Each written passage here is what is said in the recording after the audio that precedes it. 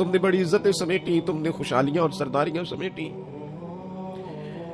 فما ربک لنسألنہم، تمہیں حساب دینا ہے. آج بڑے بڑے لوگ حساب کے ڈر سے کانپ گئے. بغداد کے شیخ عبد القادر جیلانی حرم مکہ میں سر سجدے میں رکھ کے کہنے لگے مہربانی کرنا مجھ سے حساب نہ لینا. خواجہ حسن بصری کہتے ہیں میں حرم میں تھا، اپنے حجرے میں تھا، کسی کے چیخنے کی آواز آئی یا اللہ معاف کر دے، یا اللہ معاف کر دے، حساب والے دن میرے اوپر نرمی کرنا. فرماتے میں نے کہا کوئی گناہگار آہوزاری کر رہا ہے، میں جا کے تسلی دیتا ہوں. اور جب میں نے جا کے چہرہ دیکھا فرماتے کلیجہ پھٹ گیا، وجود کانپ گیا، اور میں اس دعا کرنے والے کے قدموں سے لگ گیا. لوگوں تمہیں پتہ ہے وہ کون تھا جو دہائی دے رہا تھا کہ مالک حساب نہ لینا؟ وہ حسین کا کربلا میں تنہا بچ جانے والے صاحبزادہ امام زین العابدین تھے. وہ شیر خدا کا پوتا، فاطمہ کا جگر پارا، تعلیم امت کے لیے حرم مکہ میں اللہ کے حضور آہوزاریاں کرتا ہے. مالک ولمن خاف مقام ربہ جنتان، اللہ کہتا ہے جو میرے سامنے کھڑے ہونے سے ڈرے گا میں 2 جنتیں دوں گا. امام زین العابدین حرم مکہ میں کہتے ہیں مالک حساب نہ لینا، مہربانی کرنا، پردے رکھنا. زین العابدین آپ کا تو پلو پکڑ کے ساری امت جنت میں جائے گی، آپ کے تو قدموں سے لگ لگ کے ہمارے باپ ہمارے دادا جنت میں جائیں گے. آپ کی دادی سیدہ پاک کے آنچل میں چھپ کے تو ہماری بیٹیاں پناہ مانگیں گی، ہماری مائیں ان کے قدموں سے لگیں گی تو جنت کے راستے کھلیں گے. امت کو تعلیم دیتے ہیں ڈرو نہ، اپنی زندگی سنوارو نہ، اپنے شب و روز پر توجہ کرو، بدل نہ جائے یار. اب کچھ اپنی آخرت کا تصور نہ بنائے، کچھ اپنے رب سے معافی نہ مانگے. قیامت میں حساب دینا. وہ کہتا ہے تمہیں سامنے، اور نبی پاک علیہ الصلوۃ والسلام کی احادیث، آثار اور ساری چیزیں سامنے رکھ کے علماء نے ایک نتیجہ نکالا ہے. فرمایا قیامت کے دن سب سے پہلا حساب علماء کا ہوگا. جنہوں نے عزتیں زیادہ سمیٹی ہے نا. یہاں ایک دفعہ ایک MP صاحب آئے ٹائم لینے کے لیے، میں نے معذرت کر لی، میں نے کہا میرے پاس وقت نہیں ہے. تو مجھے کہنے لگے لوگ تو ہمارے پیچھے بھی بڑے ہیں. میں نے کہا آپ کو لوگ ووٹ دیتے ہیں، ہم پر لوگ جان دیتے ہیں. اتنی اگر سعادتیں سمیٹی ہیں تو پھر سنو نا، جنہوں نے یہ دعوے کیے ہیں کہ ہم دیندار ہیں. فرمایا پہلا حساب علماء کا ہوگا، دوسرا حساب مجاہدین کا ہوگا، تیسرا مالداروں کا ہوگا. اور فرمایا یہاں تک کہ اللہ تو صبح قیامت انبیاء کرام علیہ السلام سے بھی تبلیغ کے بارے میں سوال کرے گا. ہر ایک سے سوال ہونا ہے. ہم اپنی اپنی تیاری کریں قیامت کے روز کے لیے، آخرت کے دن کے لیے. یا ایھا الذین آمنوا اتقوا اللہ ولتنظر نفس ما قدمت لغد. اے ایمان والو اللہ سے ڈرو اور ہر نفس یہ سوچے کہ میں نے آخرت کے لیے آگے کیا بھیجا ہے. آؤ آج اپنے اپنے اعمال کا جائزہ لیں. ہمارے لیے آج شام کھانے میں کیا ہے یہ سب کو پتا ہے. اس ماہ میرے گھر میں کیا آمدن ہے، کیا خرچ ہے، یہ سب کو پتا ہے. لیکن رب کہتا ہے وَلْتَنْظُرْ نَفْسٌ مَا قَدَّمَتْ لِغَدٍ. یہ بھی دیکھ تو نے اپنی قبر کے لیے آگے کیا بھیجا ہے، آخرت کے لیے آگے کیا بھیجا ہے. یہ دیکھ قیامت والے دن کے لیے تیرے پاس سرمایہ کیا ہے. وہاں جب اللہ کے حضور حاضر ہونا ہے تیرے پاس پیش کرنے کو کیا ہے. جناب صدیق کے پاس پیش کرنے کو وفا ہے، امت کی خدمت گزاری ہے. جناب عمر کے پاس، جناب عثمان غنی کے پاس سخاوت ہے.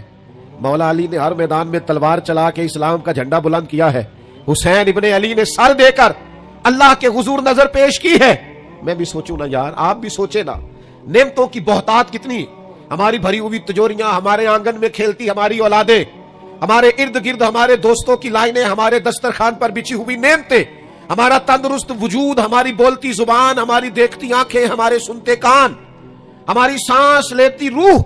اس سارے وجود سے ہم نے کیا اکٹھا کر کے اپنی آخرت کے لیے بھیجا. صبح قیامت کے لیے ہم نے سامان کیا کیا ہے. اللہ کے حضور جب ہمیں جواب دینا ہے تو ہمارے دامن میں کیا ہے، کیا پیش کرنا ہے. آج اپنے دل سے، اپنی روح سے یہ سوال ہمیں ضرور کرنا ہے، اور ایک بار نہیں 100 بار کرنا ہے، اور بار بار کرنا ہے. نبی پاک صلی اللہ تعالی علیہ وسلم نے ارشاد فرمایا ہے، حضور فرماتے 5 سوال پوچھے گا رب قیامت کے دن، اور جب تک تم ان سوالوں کے جواب نہیں دو گے تمہیں ہلنے نہیں دیا جائے گا. ایک یہ پوچھا جائے گا عمر کہاں گزری، سارا وقت ضائع ہو گیا موبائل پہ، سارا ٹائم ضائع ہو گیا خوش گپیوں میں، شغل میلہ، آنا جانا، عمر ساری قیمتی وقت ضائع کر دیا. اور پھر ایک سوال اسی سوال سے متعلقہ دوسرا ہوگا، جوانی کہاں گزاری؟ وہ ساری کھیل کود میں گزر گئی، لہو و لعب میں گزر گئی، گیموں میں گزر گئی، یہ سوال ہوگا۔ اور تیسرا سوال رب پوچھے گا، بتاؤ نا مال کہاں سے کمایا، ذرائع آمدن بتاؤ، دنیا میں تو تم نے دھول جھونک لی، جہاں دھونکنی تھی، یہاں بتاؤ کہاں سے کمایا، اور کما کر بھی تم مالک نہیں ہوئے۔ چوتھا سوال یہ پوچھا جائے گا، بتاؤ مال خرچ کہاں کیا؟ اور میرے نبی پاک فرماتے ہیں پانچواں سوال یہ ہوگا، یہ بتاؤ اپنے علم پر عمل کتنا کیا۔ لیکچر دینا آسان ہے، تقریر کرنا آسان ہے، واز کرنا آسان ہے، سمجھانا آسان ہے، فیس بک پر اچھی نصیحت لکھ دینا آسان ہے، روز صبح واٹس ایپ پہ سب کو بہترین نصیحتیں بھیجنا آسان ہے، لیکن قیامت کے سوالوں میں سے ایک معتبر سوال ہے، بخاری میں موجود ہے، 5 سوالوں میں سے آخری سوال یہ ہے کہ جو تم جانتے تھے، جس کا تمہیں علم تھا، جو تم نے سیکھا تھا، جو تم نے پڑھا تھا، اس پر تمہارا عمل کتنا تھا؟ کس کو نہیں پتا نماز فرض ہے؟ کس کو نہیں پتا والدین کی خدمت کرنا ضروری ہے؟ حلال حرام کی تمیز سے کون آگاہ نہیں ہے؟ کون نہیں جانتا کہ میرا رویہ تلخ ہے، لوگوں کو تکلیف دیتا ہے؟ کون نہیں سمجھتا کہ میری فلاں فلاں چیز کی وجہ سے فلاں فلاں لوگ تڑپتے ہیں، سسکتے ہیں، روتے ہیں؟ بہت ساروں کو پتا ہے کہ میری بیوی، میرے بچے، یہ کچھ عورتوں کو پتا ہے میرا شوہر، میرے خاندان والے میری وجہ سے تکلیف میں، بہت سو کو پتا ہے میری وجہ سے میرے پڑوسی تکلیف میں، بہت سو کو پتا ہے میری وجہ سے میرے ملازم تکلیف میں ہیں۔ تم سے پوچھا جائے گا اپنے علم پر کتنا عمل کیا۔ وہ جو تم جانتے تھے، جتنا تمہیں شعور تھا، آج پوری امت مسلمہ میں کیا ہو رہا ہے؟ تقریریں، واعظ و نصیحت، فقط واعظ و نصیحت۔ اقبال کہتے ہیں مسجد تو بنا دی شب بھر میں ایمان کی حرارت والوں نے، اور یہ دیکھنا کیا کہتے ہیں من اپنا پرانا پاپی تھا، برسوں میں نمازی بن نہ سکا۔ اور اقبال بڑا اپدیشک ہے، من باتوں میں موہ لیتا ہے، بڑی سونی باتیں کرنی آتی ہے ہمیں۔ اقبال بڑا اپدیشک ہے، یہ من باتوں میں موہ لیتا ہے، پر گفتار کا قاضی ہے یہ بنا، کردار کا غازی بن نہ سکا۔ گفتار کا قاضی غازی بننا آسان ہے، لیکن اپنے عمل میں نکھار لانا، ہاں۔ سب سے پہلے 2 چیزوں کا حساب ہونا قیامت میں، یاد رکھیے گا۔ اعمال میں سب سے پہلے نماز کا حساب ہوگا۔ حضور نے فرمایا کافر اور مومن کے بیچ فرق ہی نماز کا ہے۔ اور حقوق العباد میں سب سے پہلے قتل کا حساب ہوگا۔ یہ 2 حساب سب سے پہلے، اور کچھ لوگ ایسے بھی ہوں گے جن کا حساب آسان ہوگا۔ نبی پاک علیہ السلام نے وہ 3 لوگ بھی بتائے ہیں جن سے میرا مالک آسان حساب لے گا۔ یا رسول اللہ کون کون سے؟ حضور نے فرمایا جس سے لوگ توڑتے تھے پر وہ جوڑتا تھا، رب آسان حساب لے گا۔ اور کریم فرماتے ہیں، یہ آپ نے بھولنے نہیں، یہ لب لباب ہے ساری گفتگو کا، یاد رکھ۔ فرمایا جو تجھے محروم کرے اسے عطا کر، جو تجھ سے توڑے تو اس سے جوڑ، اور جو تجھ سے زیادتی کرے تو اسے معاف کر دے، اللہ قیامت میں تجھ سے آسان حساب لے گا۔ اللہ تیرے لیے قیامت میں آسانی پیدا کر دے گا۔ میرے بھائیوں، ایک اور بندہ بھی ہے جس سے قیامت میں بڑا آسان حساب ہوگا۔ کریم محبوب علیہ السلام نے فرمایا جس کے سینے میں حسد نہیں نہ ہوتا، جس کے دل میں بغض نہیں ہوتا، جس کے دل میں کینہ نہیں ہوتا، سانو تخت ہزارے دی لوڑ کی ہے، وہ اسی کسے دے کچھ بھی نہیں لگ دے، نہ کوئی ساڈا دردی۔ وہ جو سینہ بالکل، جن کا سینہ بے کینہ ہوتا ہے نا، کشادہ دل، سب کے لیے پیار، سب کے لیے محبت، سب کے لیے وارفتگی، ہر ایک، سارے سمجھتے ہیں مجھ سے ہی پیار زیادہ ہے، سینہ کشادہ ہے، دل بڑا ہے۔ فرمایا جن کے سینے کشادہ ہوں گے، بغض سے، عداوت سے، حسد سے، کینے سے پاک ہوں گے، اللہ قیامت میں آسان حساب لے گا۔ اچھا، میرا وجدان کہتا ہے کہ میرے نبی پاک کے پاک لفظوں کا معنی یہ ہے قیامت میں رب ان سے فرمائے گا جاؤ میں نے تمہیں معاف کیا۔ جن کے سینے صاف ہوں گے، دل صاف ہوں گے، پاک ہوئے تے پاک ہی ملدائی، بنا پاکوں پاک نہیں ملدا۔ سارے وجود نو دھون دے نالوں اکو دھولا ہے ٹکڑا دل دا، دل ہو صاف، دل ہو کشادہ۔ 14 طبق دلے دے اندر اسا تمبو وانگو تانے ہو۔ یہ تمبو دیکھ رہے ہو نا، چھاؤں دے رہا ہے نا، جل رہا ہے نا۔ درویش کہتے ہیں 14 طبق میرے دلے دے اندر تے میں تمبو وانگو تانے ہوں، دل دریا سمندروں ڈونگے۔ کون دلاں دیاں جانے ہوں، ایسا کیتی ہے جان حوالے رب دے، ایسا عشق کمایا ہے مرن تو پہلو ہی مر گیا باہو، تا مطلب نو پایا ہے، چھوڑ دیے جائیں سارے کینے۔ جب قیامت میں اللہ کے حضور حاضری کا ڈر ہو نا، تو پھر نہ بندہ بددیانت نہیں ہوتا، بے ایمان نہیں ہوتا۔ لاکھوں کروڑوں اربوں بھی آئیں تو کبھی بھی اس کی رال نہیں ٹپکتی، کبھی بھی اس کا دل للچاتا نہیں۔ اور اگر لوگ بددیانت ہو جائیں تو چوری ککھ دی بھی تے چوری لاکھ دی بھی، پھر لوگ 1 روپیہ بھی نہیں چھوڑتے، پھر ذرا سی بات میں بددیانت ہوتے ہیں۔ صحیح بخاری مسلم میں حدیث ہے، نبی پاک علیہ السلام فرماتے ایک شخص نے زمین بیچی، دوسرے نے خرید لی۔ جب وہ خریدنے والے نے اسے کھودا تو اندر سے خزانہ نکل آیا۔ مجھے بتاؤ خزانہ نکلے تو لوگ چھپاتے نہیں پھرتے، لوگ تہ کے اندر نہیں لے کے جاتے. وہ خزانہ نکل آیا. اس نے کیا کیا؟ وہ لے کے اس شخص کے پاس چلا گیا جس سے اس نے زمین خریدی تھی. کہنے لگا یار تیری زمین سے خزانہ نکل آیا، میں نے زمین خریدی تھی، خزانہ تو نہیں نہ خریدا تھا. یہ ذرا دیانت کا عروج دیکھو، تقوی کا نور دیکھو. یہ دیکھو باطن کیسے تھے لوگوں کے. اربوں کروڑوں روپیہ یہ حضور بیان فرما رہے ہیں، بخاری مسلم میں موجود ہے. کریم فرماتے ہیں اس شخص نے جا کے کہا بھائی میں نے زمین خریدی تھی، خزانہ نہیں خریدا تھا، لہذا یہ تیرا ہے. وہ بھی رب کا بندہ تھا. کہنے لگا میں نے نا زمین بیچی تھی اور جو کچھ ہے وہ سارا ہی بیچ دیا تھا، لہذا نکل آیا تو تیرا ہی ہے. میرا ہوتا تو جب میرے پاس تھی تب نکلتا، لہذا تیرا ہی ہے. دونوں میں بحث ہونے لگ گئی. وہ کہتا ہے تو رکھ، وہ کہتا ہے. آج کل کیا ہوتا ہے، وہ ذرا مہنگی ہو گئی نا، سڑک گزر گئی، کہتے ہیں مکر جاؤ، زمین ذرا مہنگی ہو گئی ہے، تھوڑا ریٹ اور لگ گیا، خزانہ نکل آیا. حضور فرماتے ہیں وہ دونوں ایک دانا کے پاس گئے اور جا کے کہا یار یہ مسئلہ بن گیا ہمارے لیے، خزانہ نکل آیا زمین سے، تو اب میں اسے کہتا ہوں تو لے واپس، چونکہ تیری زمین سے نکلا ہے. تو یہ کہتا ہے میں نے زمین بیچی تو خزانہ بھی بیچ دیا. وہ دانا کہنے لگا تمہاری کوئی اولاد بھی ہے؟ ایک کہنے لگا میری بیٹی ہے، دوسرا کہنے لگا میرا بیٹا ہے. کہنے لگا دونوں کی شادی کر دو اور خزانہ دونوں کو دے دو. اور میرے بھائی جب حضرت شیخ ابو الحسن ایک درویش تھے مصر میں، ہر روز دعا مانگتے تھے یا اللہ تاجر کی ان 2 بیویوں پہ رحم فرما، یا اللہ اس تاجر کی 2 بیویوں پہ رحم فرما. لوگوں نے کہا حضور یہ کیا معاملہ ہوا؟ فرمانے لگے یہاں مصر میں ایک تاجر رہتا تھا، اسے اکثر و بیشتر تجارت کی غرض سے ملک کے شام جانا پڑتا، تو اس نے سوچا وہاں نکاح نہ کر لوں. اس نے وہاں نکاح کر لیا، مالدار تھا، وہاں ایک بیوی رکھ لی، مکان رکھ لیا. اب یہ جو بیوی مصر میں تھی نا، اسے تھوڑا شک گزرا. بیوی بڑی گہری جاسوس ہوتی ہے. اسے سمجھ آ گئی کہ بدلے بدلے سے میرے محبوب نظر آتے ہیں. اسے سمجھ آ گئی کہ دھلے دھلے کپڑے آتے ہیں، وہ کیفیت ہی نہیں پہلے جو رنگ ہوتا تھا. ایک شخص کو پیسے دیے، کہا ذرا اس کی جاسوسی تو کر. شیخ فرماتے ہیں وہ ملک کے شام پہنچا، اس کے پیچھے پیچھے وہاں جا کے اس نے واپس آ کے خبر دی کہ تیرے شوہر نے تو نکاح کیا ہوا. لیکن اتفاق کی بات یہ کہ اس دفعہ جب یہ سفر سے آیا تو شدید بیمار تھا. بیوی حوصلے والی تھی، صبر والی تھی. اس نے سوچا کہ ذرا صحت اس کی ٹھیک ہوتی ہے تو پھر میں اس سے بات کروں گی کہ تم نے مجھے بتایا ہی نہیں اور نکاح کر لیا ہے. لیکن اس کی طبیعت ٹھیک نہ ہوئی، وہ زیادہ بیمار ہوا حتیٰ کہ انتقال کر گیا. اولاد کوئی نہیں تھی. اس بیوی نے عدت گزاری اور پھر جتنی جائیداد تھی اس کا وہ حصہ جو دوسری بیوی کا بنتا تھا وہ سارا اونٹوں پہ رکھا اور مصر سے لے کر شام پہنچی اپنے بھائیوں اور عزیزوں کے ساتھ. اور اسے جا کے کہنے لگی زمانہ تو نہیں جانتا پر میں تو جانتی ہوں نا، اللہ کو جواب دینا ہے. اس کی تو بھی بیوی ہے، جتنی میں حقدار ہوں تو بھی حقدار ہے، لہذا یہ حصہ تیرا رکھ لے. وہ کہنے لگی میری بہن اللہ تجھے جزا دے، جس رب کو تو نے قیامت میں حساب دینا میں نے بھی اسے ہی دینا ہے. میرا شوہر یقیناً میرا شوہر تھا، میرا اس سے نکاح ہوا تھا، پر اس دفعہ جب وہ آیا تو شدید بیمار تھا. کہنے لگا شاید میں بچ نہ سکوں. وہ ایک مکان مجھے دے گیا، کچھ مجھے میرا حصہ دے گیا اور مجھے طلاق دے گیا. کہنے لگا کہ تو جہاں چاہے نکاح کر لینا، میری صحت مجھے لگتا ہے کہ اب وقت جانے کا آ گیا. کہنے لگی بہن چونکہ مجھے طلاق ہو گئی تھی اب میں اس میں سے حصے دار. شیخ فرماتے ہیں گواہ دونوں کے پاس کوئی نہیں تھا پر دونوں اللہ کو جواب دینا چاہتی تھی.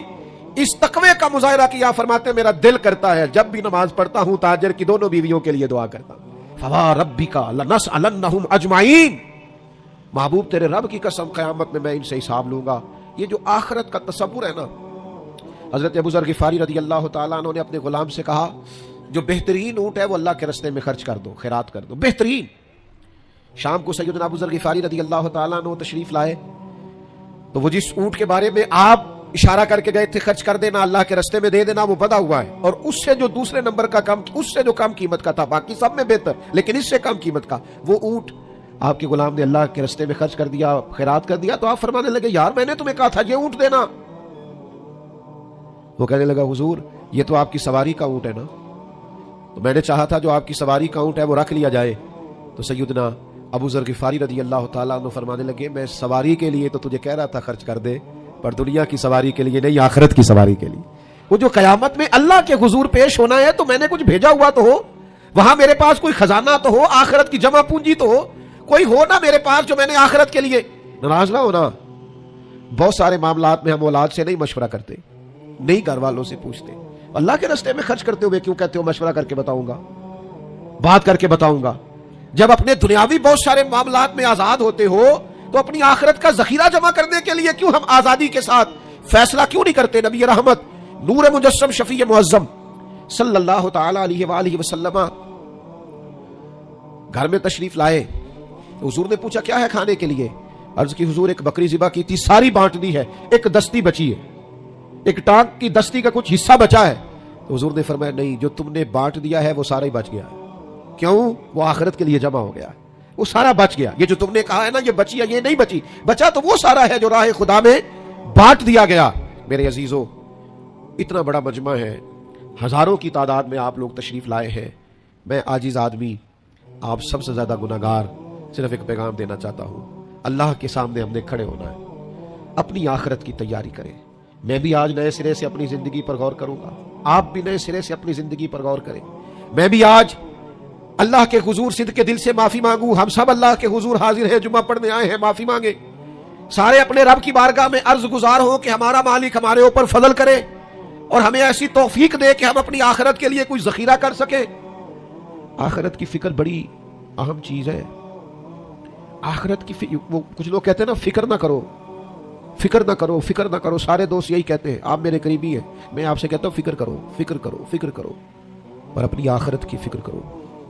2-2.5 سال ظاہری طور پر عمر کم تھی حضرت صدیق اکبر کی نبی پاک سے، لیکن ایک دن حضرت صدیق اکبر نے عرض کی یا رسول اللہ صلی اللہ تعالی علیہ وسلم، میں دیکھ رہا ہوں آپ پر تو بڑھاپا آ گیا ہے، بال مبارک سفید ہو رہے ہیں۔ تو حضور فرمانے لگے سورہ ہود، سورہ واقعہ، سورہ مرسلات، فرمایا اس طرح کی صورتوں نے مجھے بوڑھا کر دیا۔ کیوں؟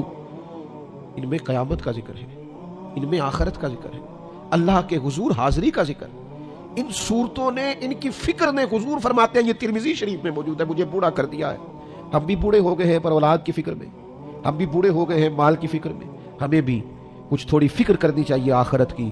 آج سے تیاری شروع کریں، ابھی سے اپنی آخرت کے لیے غور و فکر شروع کریں۔ ایک بات عرض کر، آخرت کی فکر ہونا تو پھر بندہ بندوں کے معاملے میں بھی محتاط ہوتا ہے، بلا وجہ الزام نہیں لگاتا، بلا وجہ بدنام نہیں کرتا۔ میں نے آج آپ کی خدمت میں اس جمعے میں ایک خاص اپنے دل کا درد رکھنا ہے، کسی کے بارے میں بھی پروپیگنڈا چھوڑ دیں، کسی شخص کے بارے میں بھی غلط بات کرنی چھوڑ دیں، پڑوسی، دوست، احباب، محلے دار، جس کے بارے میں حقائق کا نہیں پتا، اس کے بارے میں ہمیں اللہ کے حضور حاضر ہونا ہے، جواب دینا ہے۔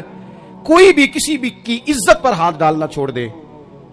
اسلام میں چور کی سزا ہاتھ کاٹنا ہے، لیکن اسلام پہلے غور کرتا ہے چوری کیوں کی، اسباب کیا بنے۔ حضرت عباد بن شرجیل رضی اللہ تعالیٰ عنہ کہتے ہیں میں نے اپنے پڑوسی کی باغ سے کچھ پھل لے لیے تھے، کچھ کھا لیے تھے، کچھ میں نے اپنی چادر کے پلو میں چھپا لیے۔ ابن ماجہ میں موجود ہے، مسند احمد میں موجود ہے، دیگر کئی کتب احادیث میں موجود ہے۔ فرماتے ہیں اس نے مجھے پکڑ لیا، حضور کی بارگاہ میں لے گیا، تو نبی کریم نے مجھ سے فرمایا کیوں چوری کی؟ بات کو سمجھنا۔ عرض کی حضور بچے بھوکے تھے، تکلیف میں آ گیا۔ اب پتہ اس چوری کے لیے حضور نے کیا فیصلہ کیا؟ نبی پاک اس کے پڑوسی سے فرمانے لگے جب بھوکا تھا تم نے روٹی کیوں نہیں دی؟ جب یہ جاہل تھا علم کیوں نہیں دیا؟ اور فرماتے ہیں میری سزا حضور نے یہ سنائی کہ 1 اونٹ بھر کے مال کا مجھے دیا گیا۔ دوستو، الزام تو لگا دیتے ہو کہ فلاں غریب آدمی بار بار مانگتا ہے، فلاں بار بار ستاتا ہے، فلاں قرض مانگتا ہے۔ اپنی آخرت سے ڈرے، دیکھیں تو صحیح لوگ مجبور کیوں ہیں، تنگ دست کیوں ہیں، پریشان کیوں ہیں۔ اس جگہ پر جائیں، الجھے الجھے بکھرے بکھرے روز و شب، پوچھے گا کون؟ لوگ تیرا جرم پوچھیں گے، سبب پوچھے گا کون؟ لوگ پوچھتے ہی نہیں، توجہ ہی نہیں کرتے کہ جرم کیوں ہوا، اس کی نوعیت تک لوگ جاتے ہی نہیں۔ خدا را اللہ سے ڈرے۔